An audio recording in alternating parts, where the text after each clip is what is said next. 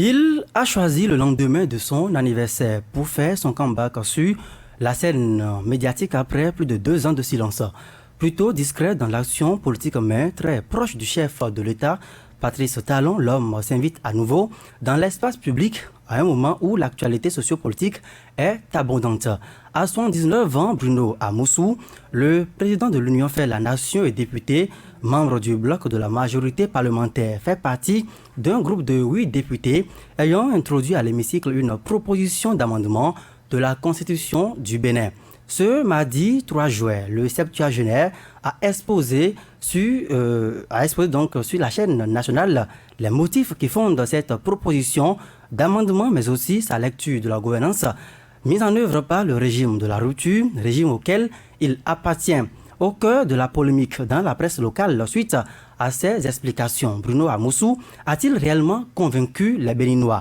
Quel sens peut-on donner à cette sortie médiatique? Quelle en est la portée? Et pour le décryptage ce soir, Vigile Arancet, bonsoir. Bonsoir Joël, bonsoir à tous. Saturne Jossou également dans ce studio, bonsoir. Bonsoir Joël Tchoubé, bonsoir à toutes, bonsoir à tous. Nelly Dodjinou, bonsoir à vous. Joël Tchoubé, bonsoir. Et puis un quatrième débatteur ce soir, Alphonse Moïse Soulé, bonsoir. Bonsoir à vous Joël et bonsoir à tous. Saturne Jossou, je commence avec vous. Bruno Amoussou, devant les médias, après plus de 2 ans de silence, ça vous inspire quoi? Ça ne me fait pas faire une lecture en dehors du contexte dans lequel nous sommes. Si Bruno Amoussou a choisi d'intervenir hier, pour ne pas dire à la veille de l'introduction en plénière d'une proposition de loi portant amendement à la loi fondamentale du Bénin, la Constitution du Bénin, ce n'est pas anodin. Et ce n'est peut-être pas aussi du hasard si le premier sujet abordé pendant cette émission a été l'introduction de cette proposition de loi portant amendement de la loi fondamentale de notre pays à l'Assemblée nationale. Il est d'ailleurs un des porteurs de cette proposition. Et ça me rappelle cette autre sortie. Rappelez-vous, en 2017, quand il parlant du gouvernement, a voulu introduire au Parlement le projet de loi portant révision de la Constitution. Il y a également eu une sortie. Une sortie de qui? Quelqu'un qui avait porté également le projet, Joseph Diogbenou, alors ministre de la Justice. Et au cours de cette sortie, il nous annonçait, Urbi et Orbi, comme on le dirait, que le mois de mars sera le mois de révision de la Constitution. Plus tard, ça n'a pas été le mois de mars, ça a été début avril, avec le sort que vous connaissez qui a été réservé à ce projet de révision de la Constitution.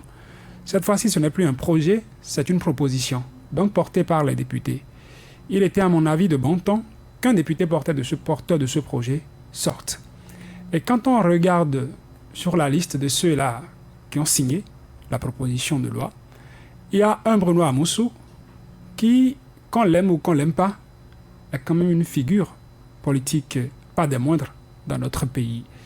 Alors, porter le choix sur lui pour que ce soit lui qui fasse la sortie à la veille de l'introduction de cette proposition de loi au Parlement, pour moi, n'est pas du hasard. 2 ans, oui, on dit qu'il n'était plus intervenu jusque-là, mais il pouvait attendre encore 3 ans et venir quand il voudra. Si le timing a été analysé, et il a choisi d'intervenir hier, donc veille de l'introduction de cette proposition de loi en plénière, pour moi, ce n'est pas anodin. Vigile Rancet, la même question pour vous, Bruno Amoussou, qui revient au devant donc de la scène avec cette proposition d'amendement de la Constitution du Bénin. Est-ce qu'on ne peut pas dire quand même qu'il était porteur d'un message? Vous avez compté 2 ans. Je ne sais pas comment vous avez fait le compte, à part les sorties, disons, en public de Bruno Amoussou. Aller dans les médias comme ça, cela remonte encore bien loin. Je peux vous dire que moi, j'ai fait des démarches pour l'inviter à mes émissions politiques et à chaque fois, il a eu la même et constante phrase, à savoir qu'à son âge, il laissait plutôt la place aux plus jeunes, il passait la main et qu'il ne lui revenait plus d'intervenir. Même quand il a sorti son dernier livre, voyez son ouvrage quand même où il devait faire la publicité, où c'était tout donné, c'était un cadeau. Communiquer autour. Qu'un journaliste vienne le démarcher pour venir dans une émission parler, n'est-ce pas, des sujets qu'il a abordés dans cet ouvrage. Et il m'a servi la même réponse. Donc, quand j'ai appris cette annonce de sortie médiatique de Bruno Amoussou, je me suis dit tout de suite, ça n'a pas pu être de sa seule volonté. Et ça, je suis convaincu là-dessus. Ça n'a pas pu être de l'initiative, la seule initiative de Bruno Amoussou, cette sortie. Et vous pensez que cette sortie aurait été commanditée par qui? C'est vous qui utilisez votre mot. C'est peut-être cela, je n'en sais rien. Mais je vous dis encore une fois, ce que Bruno Amoussou est venu défendre hier n'est pas à prendre isolément. Quand vous voyez ce qu'il est venu dire, à savoir, il est venu principalement d'abord pour la nouvelle initiative, cette proposition de révision ou pour utiliser les termes des initiateurs d'amendement de la Constitution. Il est venu expliquer ça et pourquoi avait-il besoin de l'expliquer? Parce que, comme les autres initiatives, ça rencontre plus, n'est-ce pas, de réticence, plus d'opposition que il ne s'y attendait, il n'aurait souhaité. Et donc, pour moi, si le député Bruno Amoussou, l'ancien président de l'Assemblée nationale, se sent obligé de faire cette sortie-là, peut-être au nom du groupe des 7 autres députés qui ont initié le projet, ou peut-être au nom de tout le BMP, c'est bien pour préparer plus l'opinion qu'à l'endroit des députés. La cible attendue là, ce ne sont pas les députés de la minorité. Mais selon vous, c'est l'opinion publique. C'est l'opinion. Maintenant, d'hier à aujourd'hui, on a quand même eu le temps de jauger, n'est-ce pas, l'effet que cela peut faire sur l'opinion. Je pense que ça n'a pas bougé les choses de mon point de vue. Le premier terrain, n'est-ce pas, d'appréciation de ça, c'est désormais très facile, c'est sur les réseaux sociaux. Je n'ai pas vu vraiment déjà applaudi, ou le retour que j'ai lu, en tout cas sur les réseaux sociaux, n'est pas ce qu'aurait attendu Bruno Amoussou, encore moins les autres députés, n'est-ce pas, et qui saluent ou qui sont à la base de cette initiative-là. Donc pour moi, sans doute, les résultats attendus n'ont pas été cela, ne sont pas à la hauteur, n'est-ce pas, de l'attente. Et il faudra peut-être, n'est-ce pas, on va aller au port. Peut-être le projet, c'est déjà demain que cela passe en plénière. On en parlera donc de fond en comble tout à l'heure. Tout à fait. Nelly Dodino, selon Vigile Arancel, les effets induits ne sont pas à la hauteur des attentes. Mais Bruno Amoussou, ce n'est pas qu'un simple acteur politique. C'est quand même un ancien ministre d'État, un ancien président de l'Assemblée nationale, un soutien de taille du pouvoir de la rupture. Et quand un personnage de ce rang-là vient devant donc les objectifs des caméras et parle, est-ce qu'on peut déjà avoir tout au moins l'impression que le camp auquel il appartient peut pousser un ouf de soulagement?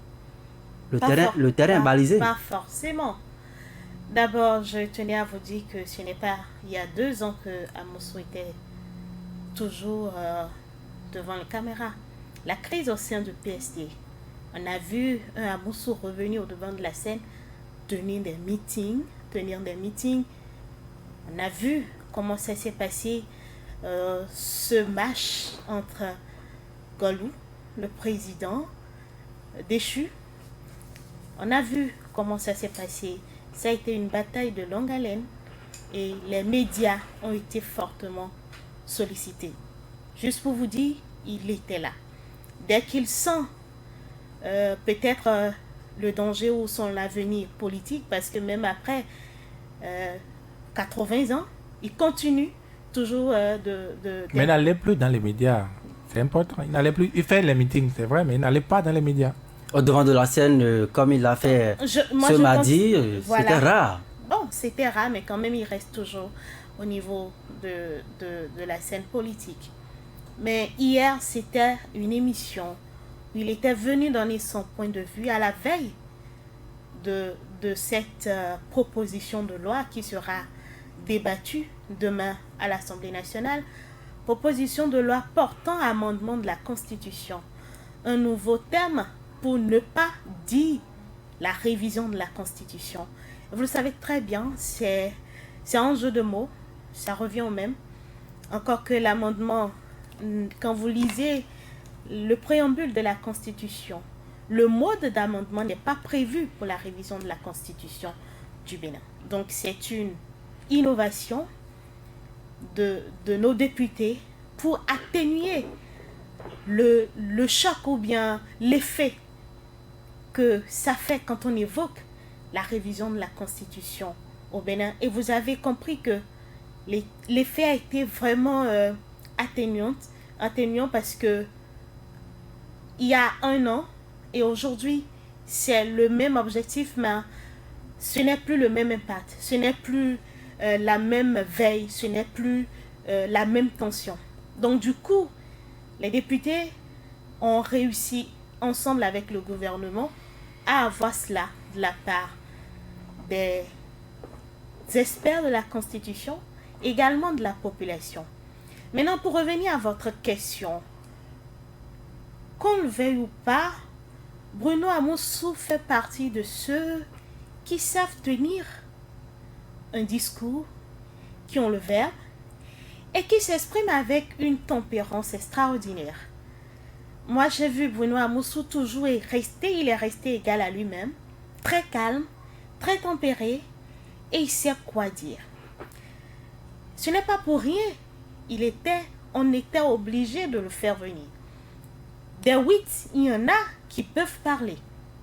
Mais des 8, il n'y a qu'une voix qui se fait plus écouter quand il s'agit de parler à un peuple. Et Bruno Amoussou fait partie de ceux qui sont restés, qui sont là depuis, même avant la démocratie, sous la révolution. Et pour ne pas dire, il fait partie de ceux qui sont les grandes personnalités de ce pays-là. Et l'écouter, donner son avis sur une proposition de loi, le concernant, je pense que c'est ce qu'il y a de mieux à faire. Il est venu se justifier, il est venu rassurer le peuple, donner ses arguments par rapport à cette révision de la Constitution qui va s'opérer. Maintenant, a-t-il convaincu le peuple béninois? Nous avons fait le tour des réseaux sociaux, les radios ont fait leur vox populi. Vous savez, la Constitution béninoise, pour le Béninois, reste encore son fétiche qu'il adore. Et toucher cette Constitution de cette manière ne sera jamais du goût du Béninois. C'est un projet. La révision de la Constitution est d'abord pour le gouvernement, pour ne pas dire le président de la République, un défi personnel. Il l'a fait à travers un projet qui n'a pas abouti. Et vous l'avez suivi. Je crois, la veille du Nouvel An où il devait rendre son discours à la nation sur l'état de la nation, il a dit que le sort, le rejet de ce projet de loi n'est qu'un sort provisoire. Donc, il tenait à ce qu'il y ait révision de la Constitution. Et puisque ça n'a pas marché avec eux, il y a deux manières de saisir, de voter les lois. Soit c'est un projet quand ça émane de l'exécutif, soit c'est une proposition quand ça émane du législateur lui-même. Donc, nous sommes dans cette condition-là. Ce sont les députés qui proposent la loi et peut-être demain, ils vont l'amender ou peut-être ils vont aussi, après les débats, rejeter ou ils vont faire un vote quand même. Alphonse Moïse Soudé, vous avez donc suivi les collègues il y a donc un instant. Est-ce qu'on peut dire qu'avec cette sortie de Bruno Amoussou, que le renard de Diakotomé serait sur les traces de Joseph Diagbénon? Non, vous savez, vu la nature de la proposition de loi, il fallait quelqu'un comme Amoussou pour parler. Parce qu'au-delà de son expérience, ceux qui sont avec lui, ils sont déjà sortis sur plusieurs d'autres dossiers. Donc, leurs paroles ne seront plus crédibles. Et il fallait envoyer quelqu'un qui a de l'expérience, quelqu'un qui peut maîtriser ce qu'il dit. Mais malheureusement, ça fait flop. C'est un pétard mouillé. Et quand vous lisez aujourd'hui les canards, moi je n'en ai pas vu à la une, les gens n'en ont pas parlé sur les réseaux sociaux, certains n'en ont pas parlé parce que, écoutez, nous savons, tous les Béninois savent là où nous allons. Le projet a échoué. Le chef de l'État a son bloc de la majorité présidentielle. Ça veut dire quoi? Si je ne peux plus faire passer mes lois sous forme de projet, j'ai des députés qui sont acquis à ma cause. Désormais, ils vont porter ces lois-là. Parce que vous voyez, on est en train, qu'on le veuille ou non, dire proposition portant amendement, non. Synonyme, c'est révision. Et quand j'ai jeté un coup d'œil sur le contenu, quelqu'un nous a dit la dernière fois sur une radio, on vous a proposé la révision, Maître Abraham Zizidokwe, on vous a proposé la révision, vous avez refusé, maintenant vous êtes en train de pleurer, vous n'avez encore rien vu. Désormais, on va réviser, sinon on va amender la Constitution par quartier. Et à Moussou Bruno, il y a longtemps qu'il s'est retrouvé en face des médias pour parler. Donc on a eu le temps certainement au niveau des médias de l'oublier. Il y a des gens qui sont sortis tout le temps, les Ordins, les Okunola, il y a des gens qui sont sortis tout le temps pour parler. Donc on a voulu faire sortir une nouvelle voix pour dire, bon, il y a longtemps que Moussou Bruno a parlé, on connaît son tempérament. Vous savez, c'est heureusement que si c'était devant une foule, il a sa stratégie. Quand il vient de parler, il entend une chanson, il a tout le monde est emballé. Mais il a fait son show hier. Je ne sais pas s'il a convaincu les Béninois. Parce que ce matin, s'il avait vraiment convaincu, eux, ils se disent, bon, nous allons expliquer au peuple. Et en fonction des réactions que les gens auraient eues, on va procéder à des recadrages. Personne n'a réagi. Parce que nous savons là où nous allons.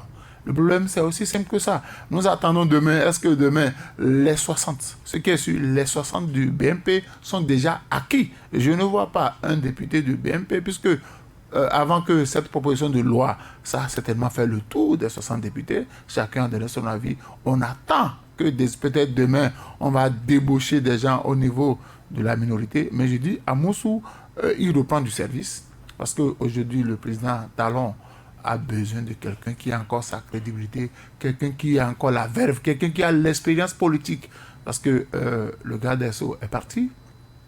Il ne peut plus se mettre devant les médias pour parler politique. Ça, c'est fini jusqu'à la fin de son mandat. Il faut trouver quelqu'un d'autre. Et la plupart des autres, quand ils sortent, certainement qu'on dit, bon, ceux-là, ils sont du côté de la mouvance parce qu'ils ont des casseroles. Moussou Bruno est là, il a de l'expérience et c'est quelqu'un que les gens consultent. Donc, on a besoin de quelqu'un comme lui pour porter le projet. Maintenant, est-ce que ce qu'on a voulu faire, l'objectif initial, c'est de sensibiliser le peuple, de convaincre le peuple, de préparer psychologiquement le peuple à accepter ce qui va arriver? Est-ce qu'on a eu l'effet? Non, pour moi, je dis non. C'est pourquoi je parle de pétard mouillé parce que autre temps, les gens seraient sortis déjà ce matin pour réagir dans les journaux, mais moi, je n'ai pas vu. Dans les forats, il y a des gens même qui personne n'en a parlé. Quelqu'un a dit, mais pourquoi vous ne vous prononcez pas sur la sortie médiatique de Moussou Bruno? Quelqu'un a mis, ça ne nous intéresse pas.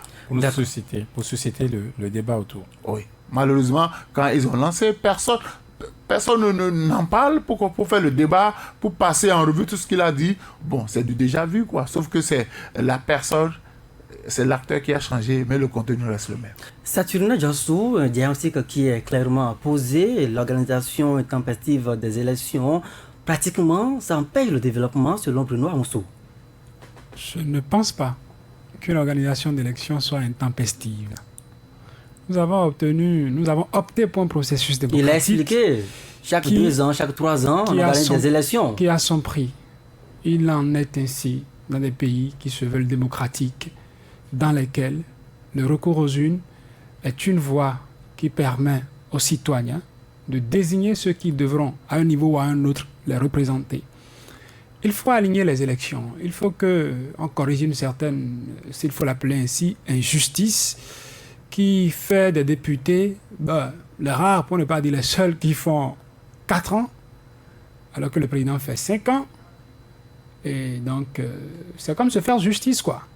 On porte notre mandat à 5 ans, avec la précision que pour qu'il y ait couplage, que ça puisse être corrigé plus tard, les députés qui seront élus en 2019 resteront en poste pour 7 ans, pour que ça puisse coïncider. C'est juste une mesure transitoire. Oui, c'est transitoire, pour que cela puisse coïncider. Je peux leur poser la question de savoir, on ne le souhaite pas, mais au cas où malheur arrivera et un président partirait en cours de fonction, et on serait obligé d'organiser une élection présidentielle avant la fin du mandat qui était en cours, qu'est-ce qu'on fera? Va-t-on retoucher à la loi fondamentale de notre pays pour dire que, bon, puisque c'est ça, le président là restera en fonction, si c'est 3 ans qui restaient pour le président qui serait défunt, pour qu'il finisse son mandat, que le président élu passe les 3 ans là, et qu'il passe 5 autres années pour qu'on puisse avoir coïncidence entre élection présidentielle et élection législative. Ah, je me pose la question. Je pense que quelle que soit la méthode qu'on adoptera, ça présentera ses failles.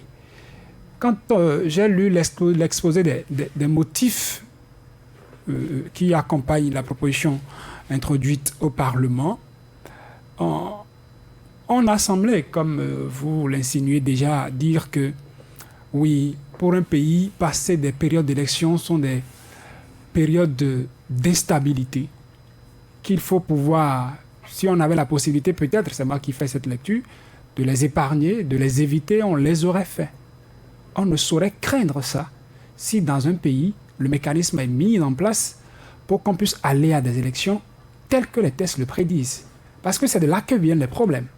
Mais les tests peuvent également être donc source de dysfonctionnement. Les textes peuvent être source de dysfonctionnement les tests ont fait leur preuve. En l'état actuel comme en l'état futur. Ce n'est pas parce qu'on organiserait dans la même année une élection présidentielle, des élections législatives, qu'il n'y aurait pas de risque. Les conséquences, c'est partout. Quand c'est mal organisé pour la présidentielle et que les tensions ne sont pas apaisées, si ça génère des tensions, une tension, les élections législatives ne sauraient se tenir dans une atmosphère, dans un climat apaisé. Donc, ceci peut entraîner cela. Et qu'est-ce qui garantit? C'est le respect des textes, à mon avis, qui garantit cette paix sociale qu'on est en train de rechercher en disant évitons à nos populations les 13 prochaines années de se retrouver dans des situations où on devra passer d'une élection à une autre et pendant ce temps on ne pense pas au développement du pays. Cela voudra dire que les acteurs politiques eux-mêmes avouent que ce qu'ils font, ce n'est pas au fait dans l'intérêt du pays, ce n'est pas pour le développement du pays et que c'est comme une période d'instabilité, de risque où chacun est sur le qui-vive et on se dit, on se signe de croix pour dire passons cette période et puis tant mieux, allons-y. L'autre analyse que j'en fais, c'est quoi? Oui, il faut aller aux élections à une élection présidentielle et selon la proposition de loi, c'est que les élections législatives interviennent dans les 90 jours au plus qui suivent. 3 mois. Un décalage de 3 mois. Un décalage de 3 mois entre la présidentielle et les législatives. Voilà. Ça me rappelle ces propos tenus par le candidat, est-ce qu'il faut dire le candidat? Non, le président, parce qu'il est devenu président en ce moment-là déjà, Patrice Talon, quand il envisageait certaines élections comme étant des élections qui pourraient venir comme à mi-mandat, qui pourraient être comme une évaluation de ce que fait le président de la République, celui qui est à la tête du pays. Si on va à une élection présidentielle, c'est que je vais à l'élection présidentielle avec en même temps, en seconde main, une liste qui me permettrait quand même de positionner mes candidats, comme ça a été fait en France avec Emmanuel Macron. Aussitôt arrivé, on a eu la liste, je crois, La République En Marche, qui a également eu la majorité de ce côté-là. J'ai ma seconde liste, je deviens président, c'est que je positionne ma liste qui va. À quel moment le peuple qui est appelé à apprécier le mandat du président en cours et qui pourrait se saisir de cette opportunité que constituerait une élection des représentants à l'Assemblée nationale pour installer un contre-pouvoir véritable à ce président-là, pour qu'il puisse quand même revoir un peu sa copie, parce qu'il saura que désormais à l'Assemblée nationale, je n'ai plus ceux-là qui sont favorables à moi. À quel moment on offre cette opportunité à ce peuple-là? Ce n'est pas pour dire que c'est l'unique moyen, mais le peuple serait là à réduire désormais pour dire j'attends 5 ans, et quand ces 5 années viendront, quand un mandat présidentiel serait en cours, je voterai pour le président de mon choix, je voterai pour sa liste, peut-être. Et si c'est sa liste qui passait, je serai là à subir ce que le duo, j'appelle ça duo, exécutif, législatif, me fera subir, parlant du duo, pendant tout ce temps.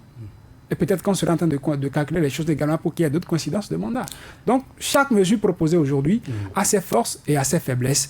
Je ne suis pas pour, comme on le dit, rejet pour rejet qu'on rejette, mais qu'on aille de façon objective apprécier qu'est-ce qui amènerait peut-être les soupçons qui pèsent toujours là-dessus? Alphonse Moïse Soudé le disait tout à l'heure. Quand on écoute quelqu'un menacer presque les députés de la minorité pour dire attention, quand vous avez rejeté avant, vous avez vu ce qui s'est passé. Si vous rejetez encore, vous verrez. Quand on dit ça, c'est comme si ça cache des intentions. Ça peut amener à faire des analyses comme quoi ceux qui disent que oui, Atta ou Mohamed Henouho est déposé aujourd'hui à la prison civile de Cotonou et que c'est en quelque sorte les représailles de ce qu'il avait à faire à l'Assemblée nationale, peuvent continuer à le dire. Peuvent dire que si on a eu ceci, c'est à cause de cela. Et quand c'est cela, on ne peut pas ne pas être méfiant. On ne peut pas dénier aux autres qui sont méfiants de faire des critiques, d'être critiques et d'être méfiants. Et quand on prend ces critiques comme étant des opposants, j'en arrive à cette sortie de Maître Abraham Zinokwe encore, qui prenait Serge Prince Agboudian comme un député de l'opposition, comme un opposant, et presque. Je trouve que ce n'est pas bien, ce n'est pas sain. On a beau avoir de bonnes intentions. Quand on tient de ces propos, quand on pose ses pas, on jette ça du doute, ça déteint sur le Alphonse Moïse Soulé, donc aligner donc les mandats, il faut juste apposer donc ces mandats-là, ça pourrait quand même faire de l'économie pour le pays. Non, vous savez, le COS, l'EPI, s'était déjà rencontré avec la Sénat pour parler de réduire les élections qui étaient coûteuses. Mais au-delà, on veut réduire, c'est pour permettre au président de profiter peut-être d'une majorité qui aurait voté pour lui. Parce que quand ça se suit comme ça, comme l'a dit Saturnin sous le cas de la France, ça marche. Maintenant, est-ce que ce qui a marché ailleurs peut marcher ici? Qu'est-ce qu'on reproche à ce qui se faisait? Je suis un peu... Vous savez, c'est le danger que nous... Les élections empêchent le développement. Si chaque 2 ans, chaque 1 an, chaque 3 ans, on doit aller aux urnes, quand est-ce qu'on va se consacrer aux questions de développement? Est-ce que ce sont tous les Béninois qui se lancent dans l'organisation des élections? Et vous savez aussi que quand il y a élection, il y a période électorale, il y a des campagnes, toute l'administration publique pratiquement est mobilisée. Est-ce que c'est autorisé que toute l'administration publique aille faire campagne? Mais vous constatez cela? Mais nous constatons, il vaut mieux prendre d'autres dispositions. Vous savez, moi, mon inquiétude, c'est cette affaire de BMP. Ça m'a juste rappelé Gordy, le président Ouad. Le président Ouad avait une majorité comme ça à l'Assemblée et en 2 ans de séjour là-bas, je sais combien de fois Ouad a modifié la Constitution. Il profite de sa majorité, il introduit. Je dis non, chaque chose que nous proposons, chaque action que nous proposons, nous devons analyser le pour et le contre. Et je dis, nous sommes en train de légiférer pour aujourd'hui ou bien pour l'avenir. Parce que ce que nous faisons aujourd'hui, il ne faudrait pas que demain, ça se retourne contre nous. Parce que tout compte fait, nous allons sortir l'argent pour organiser les élections. Ici, on ne parle pas de coûts, mais on dit que cela bloque le développement du pays. Est-ce que c'est une solution aussi simple pour dire, faisons les choses comme ça? Moi, je crois que nous pouvons maintenir le statu quo, mais organiser les élections autrement. On n'a pas besoin, par exemple, quand on lance la campagne, tout le monde vit de l'administration. Il faut prendre des dispositions pour que ceux qui doivent déserter l'administration, c'est seulement les candidats, mais tout le monde sauvegarde sa place, tout le monde veut soutenir le candidat en place. Je crois qu'il faut peut-être élargir le cercle de réflexion. Il ne faut pas limiter cela aux hommes politiques. Il faut faire appel aux sociologues, il faut faire appel aux psychologues pour voir dans quelle mesure on peut réfléchir pour mieux organiser. Parce que ceux qui sont là, qu'on ne se trompe pas, ils sont en train de penser aux intérêts du moment, aux intérêts de l'heure. Mais demain, candidature du peuple béninois. Est-ce que quand nous allons faire, ça ne va pas marcher, on reviendra encore torpiller la Constitution pour dire qu'il faut revoir les choses? Moi, j'en ai peur. Virgile Avancé, vous avez écouté les motifs avancés par Bruno Amoussou. Est-ce que vous êtes convaincu? Moi, je pense qu'il faut dire les choses clairement. La majorité arrogante qui se trouve aujourd'hui à l'Assemblée nationale, oui, je le dis comme ça parce que... Vous pensez qu'elle est arrogante? Je le pense. Mais le projet, il a été appelé quand? L'Assemblée nationale, n'est-ce pas, a été saisie par ces députés-là quand? Pour qu'on annonce que demain, dès demain déjà là, le jeudi, eh bien, le sujet va être appelé en plénière. On va voir comme Cela a été le cas au mois d'avril, et au mois d'avril 2017, bien entendu. Je crois que c'est la semaine dernière, ça a été introduit. Exactement. Le jeudi, voilà. Ouais, la semaine dernière, la proposition de loi a été introduite et puis déjà cette semaine... Enregistré comme communication à l'Assemblée nationale, affecté à la commission des lois. Et très rapidement, le rapport a été déposé et ça va être connu demain en plénière. Mais il faut saluer la célérité il faut saluer des parlementaires. Non, moi je ne salue. Je vous connais, vous avez tout le temps décrié ici la lenteur dans l'administration. Et pour une fois que le Parlement s'affaire pour vider les dossiers, vous trouvez que c'est mauvais? Restez tranquille sur votre siège. Je suis très tranquille. Vigile avancé. Il ne s'agit pas de la même chose. Vous voyez?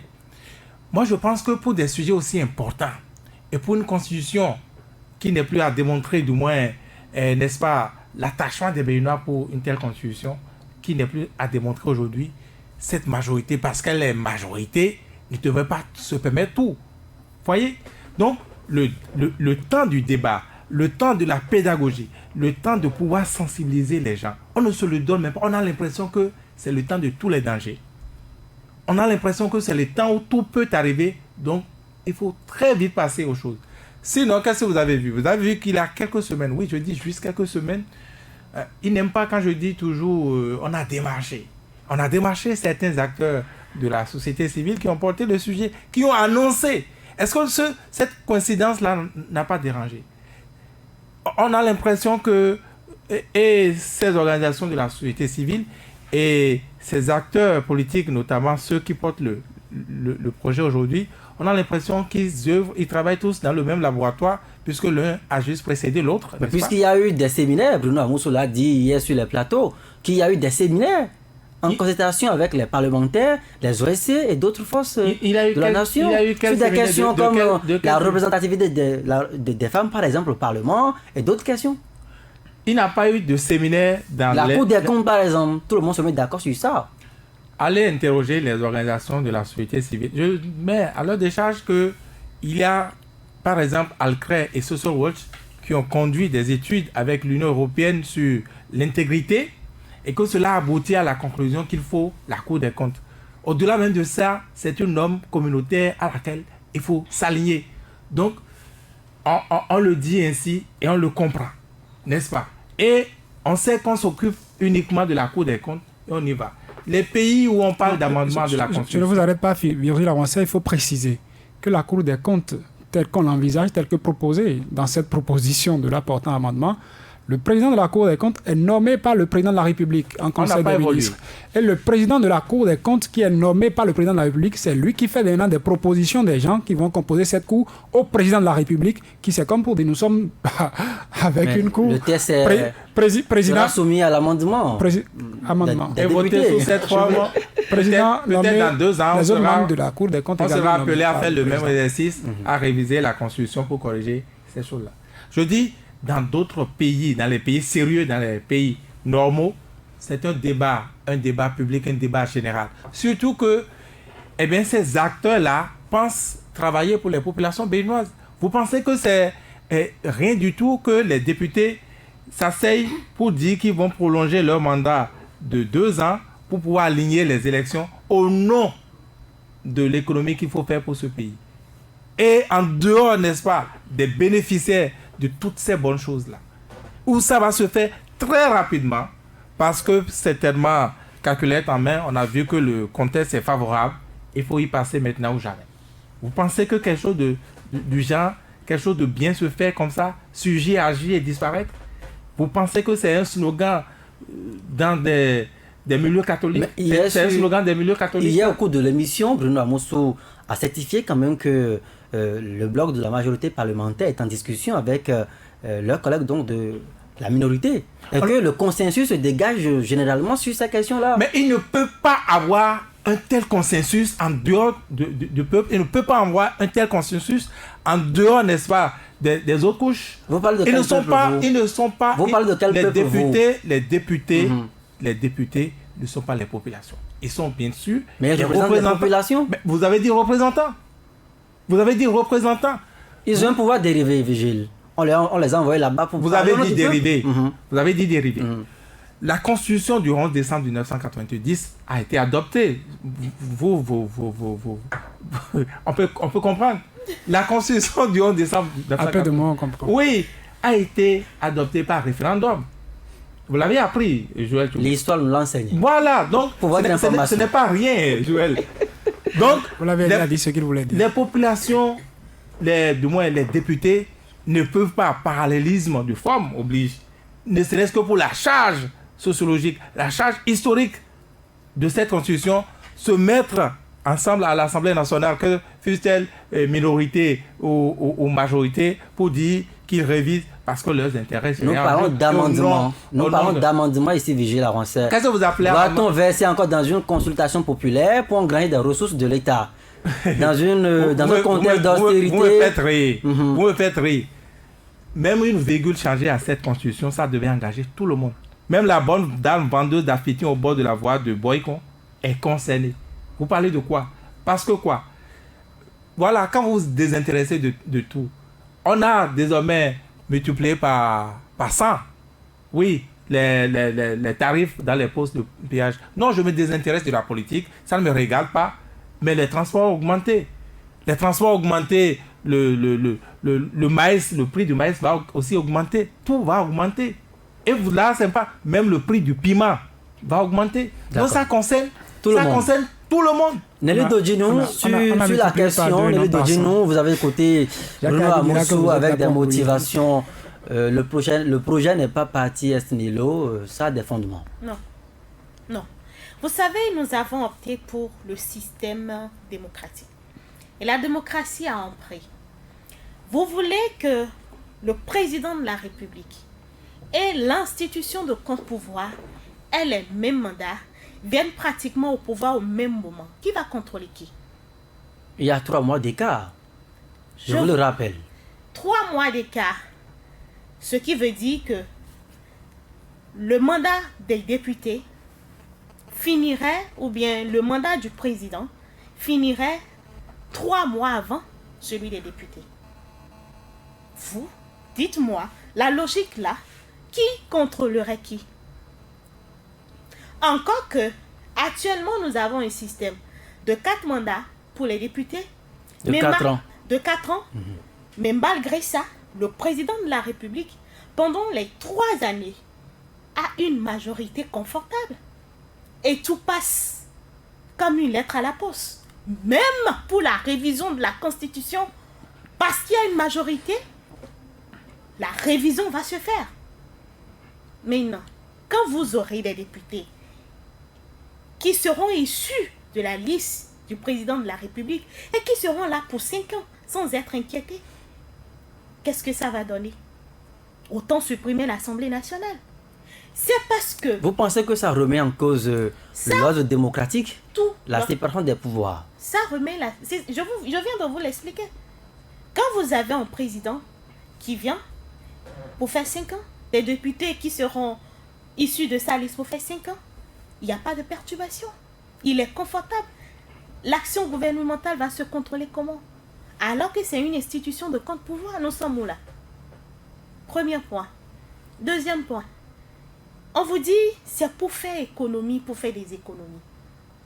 Le développement, surtout. Moi, j'aurais aimé qu'on nous dise que désormais le mandat des députés est limité. Des gens qui sont députés à vie et pendant tout le temps de leur mandat ne vont même pas siéger une seule fois. Faut qu'on ramène le mandat du président de la République à 4 ans. C'est peut-être que vous profitez pour faire une proposition. On ne diminue pas, on ne veut pas diminuer. Puisque le débat va s'ouvrir demain à l'Assemblée. Quand on veut faire des économies. Si les députés sont à l'écoute. Des députés qui sont élus à vie. Qui sont élus depuis l'ère démocratique jusqu'aujourd'hui. Et vous voyez comment ils vont à l'Assemblée.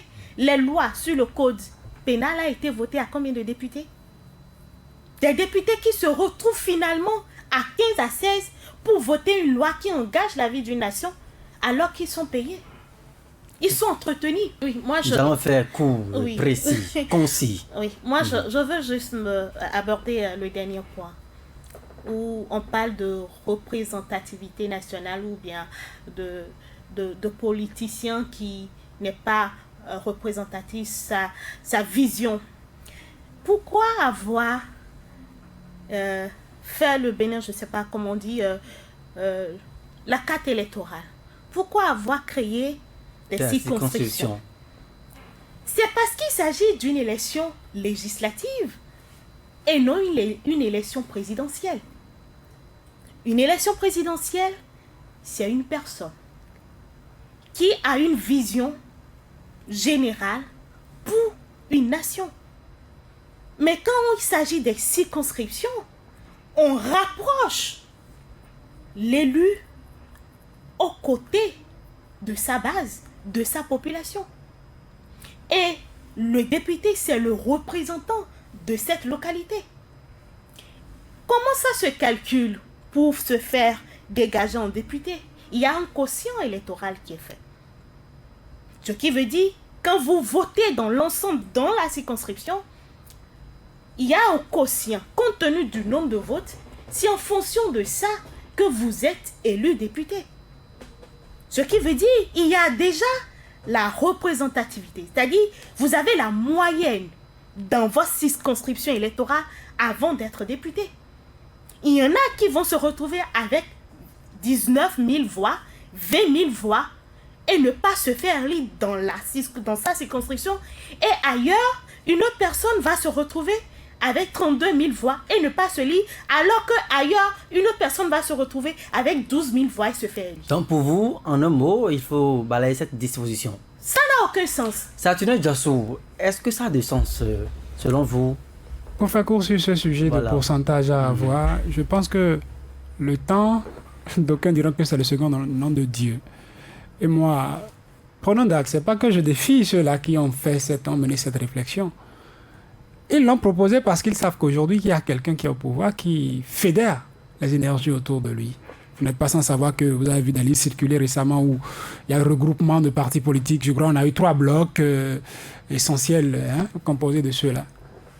Depuis que... Bon, c'est la mouvance. Quand un président arrive au pouvoir, il y a toujours des gens qui l'entourent. Boni Yaye est arrivé, on a dit Force Kori.Bénin émergent. Quand Boni Yaye est parti, ceux qui composaient Force Kori.Bénin émergent, vous savez ce qu'ils représentent aujourd'hui. En tout cas, les différents mouvements qui composent Force Kori.Bénin émergent ne jurent de rien. Patrice Talon, même s'il passe 2 quinquennats, comme les tests le disent aujourd'hui, il partira un jour. Et celui qui viendra n'est peut-être pas la personne qui va les fédérer. C'est pas pour rien que même l'Union fait la nation peine depuis des années à faire le pas à devenir parti politique. Parce que cette homogénéité souhaitée, c'est pas là. Patrice Talon partira, et je crois que cette disposition qu'ils sont en train d'introduire, eux-mêmes ils reviendront pour encore corriger cette représentation. Si vous le permettez, pour que là nous sommes... Voilà. Je laisse y aller. Non, bon, il n'y a plus grand-chose à dire. Moi, je ne veux même pas, encore une fois, rentrer dans le fond je parle encore de la méthodologie. Moi, je ne pense pas, n'est-ce pas, que les députés soient fondés à faire ce qu'ils s'en vont faire. C'est vrai, si on va au regard des textes, s'ils réunissent la majorité, ils vont le faire, ils vont nous l'imposer. Mais ça va être une imposition. Ça n'aura aucune légitimité. Et ce ne serait pas, n'est-ce pas, ça ne respecterait pas le parallélisme de forme par rapport à notre constitution. Donc, de même, ils s'en vont appeler le sujet, voir s'il faut avancer, s'il faut aller plus loin dans la procédure. Moi, mon opinion, c'est ça. Alphonse Moïse Soudé, voilà. Oui, en un mot. Je suis d'accord pour le quitus fiscal, mais je refuse que ce soit le directeur général des impôts à lui seul qui délivre le quitus, parce qu'on a vu dans ce pays des gens qui trafiquent les attestations fiscales. Donc il faut mettre en place un comité pour juger de cela. Une seule personne nommée par le chef de l'État va donner quitus fiscal aux autres candidats. Vous n'êtes pas d'accord? Je ne suis pas d'accord. Ça, c'est vous, oui. Je pense que c'est là le problème. On a dit qu'on est allé chercher cette disposition de ce que la commission Arange aurait proposé.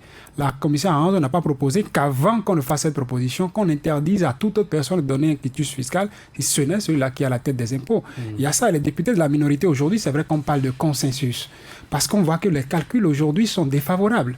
Il y en avait 60. La moi a arraché 1 à l'affection de nous tous et à l'affection du président de la République. Il reste 59. Il y a Sophia Tianou qui a rejoint déjà la BAC. On annonce quelqu'un d'autre. Les tractations sont en cours. Et pourquoi est-ce que c'est sur cette question de révision qu'on sent désormais nécessaire ce consensus auquel appelait depuis la minorité? C'est parce qu'aujourd'hui, ils sont indispensables. Et dès qu'on aura ça, on se séparera. Vigile Laroncé, Alphonse Moïse Soudé, Saturnin Djassou. Merci donc pour vos différentes contributions sur cette émission. Merci de nous avoir suivis. L'intégrale, c'est encore demain. On se retrouve.